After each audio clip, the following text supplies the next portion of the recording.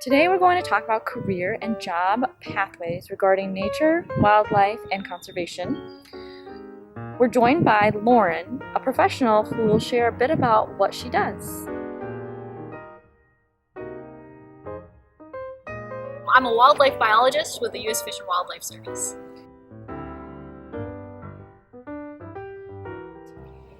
So I got my bachelor's in wildlife conservation at the University of Delaware, and then I went on to go and get my master's at Indiana Purdue Fort Wayne University, where I studied a thesis on the artificial lights and their effects on sea turtles.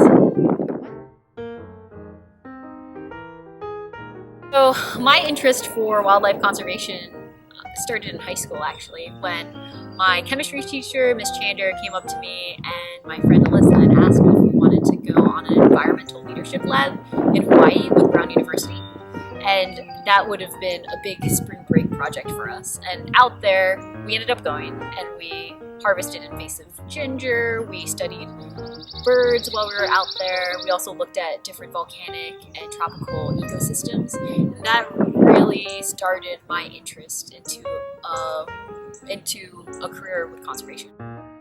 From there on, I was thinking, yes, I want to go into wildlife conservation. And when I was at the University of Delaware, I tried everything just to see what specifically in wildlife conservation that I wanted to go into. So I worked with the Save Barnegat Bay and down in Sedge Island with New Jersey Fish and Wildlife Service while I was in college as an education intern.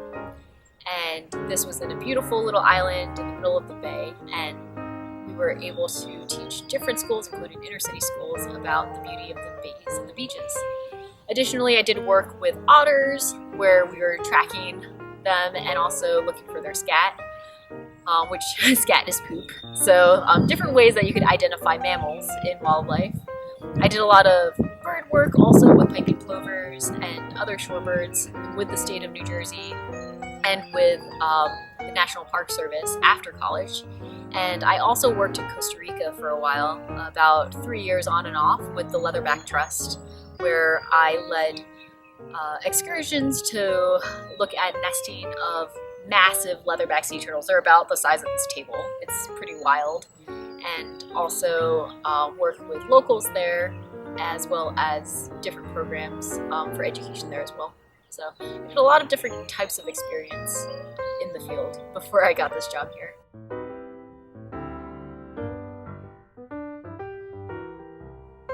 And I think I have the best job in the world.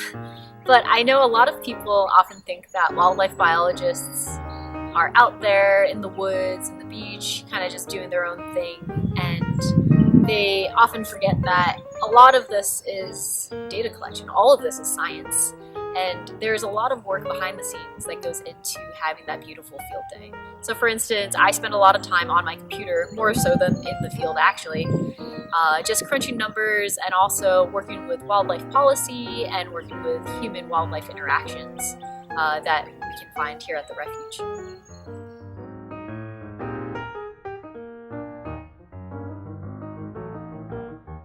I have a lot of them.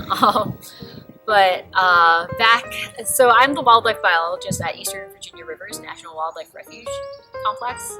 And while I was there, we have a lot of bald eagles that come in.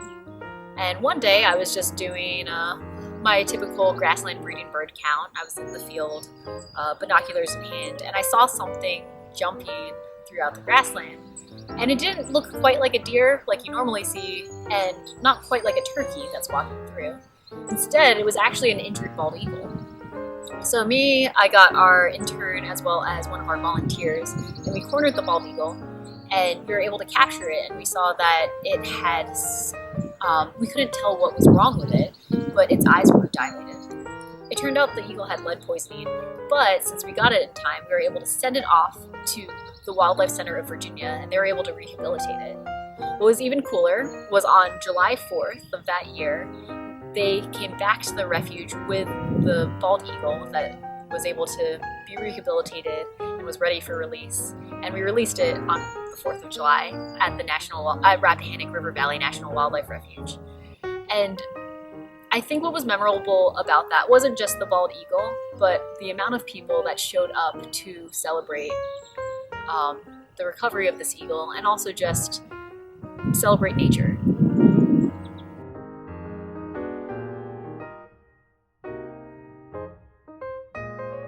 Yeah, so here at Long Island National Wildlife Refuge Complex, a typical work day consists of waking up in the morning, putting on the uniform, meeting up with the rest of the biology team out here. And if we're going out into the field, so let's say we're looking for piping plovers, or we're putting up sand plain gerardia, which is a listed rare plant, we're putting up closures for that. I'll bring my backpack, I'll fill it with a lot of water and a lot of snacks, because I always get hungry throughout the day. Actually, I think my field pack is mostly snacks and water, come to think of it, as well as a first aid kit, my binoculars, all the safety gear that I need for that day. And then we'll go out and walk the beach if we're looking for plovers, if we're installing fencing. We're making sure that we have all the equipment, so like all the posts and fence materials, coordinating that way.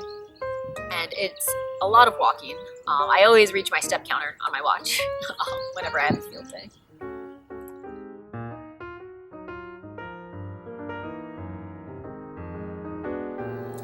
Yeah, so I'm actually here on a detail, which is a training right now. And so that has led me to travel from Virginia up to Long Island. And the reason for that is so I could experience a different refuge. Long Island National Wildlife Refuge has different feel and also a different location than the Eastern Virginia Rivers National Wildlife Refuge Complex. So I have training that way. Additionally, I'm also wildland firefighter certified.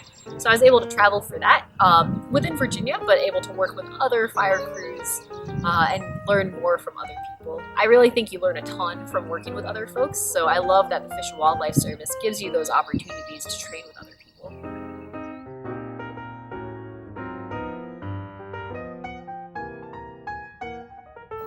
Yeah, so that's a big question, right? And for me, I try to make it a point that when 4:30 rolls around, I'll shut off my work phone and switch over to my personal phone, just because a lot of times work will start to build up and it'll be there tomorrow. But also, I personally, on my free time, I also like to bird, I like to go fishing, I like to do all these nature things. So I actually end up going out into the refuge anyways on my free time too.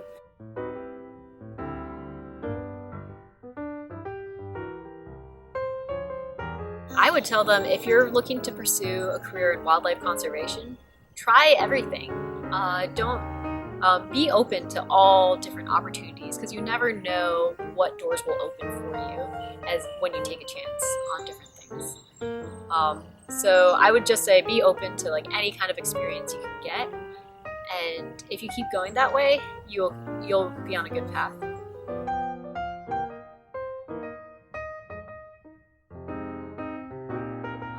We see it nowadays just how important conservation, or natural resource conservation in particular, is for society. Even through the pandemic, you see people are coming back out to nature, and if we want to conserve this for the next generations, we need to work in this career to make sure that it's protected and used well, so it will be there for the next decades or so.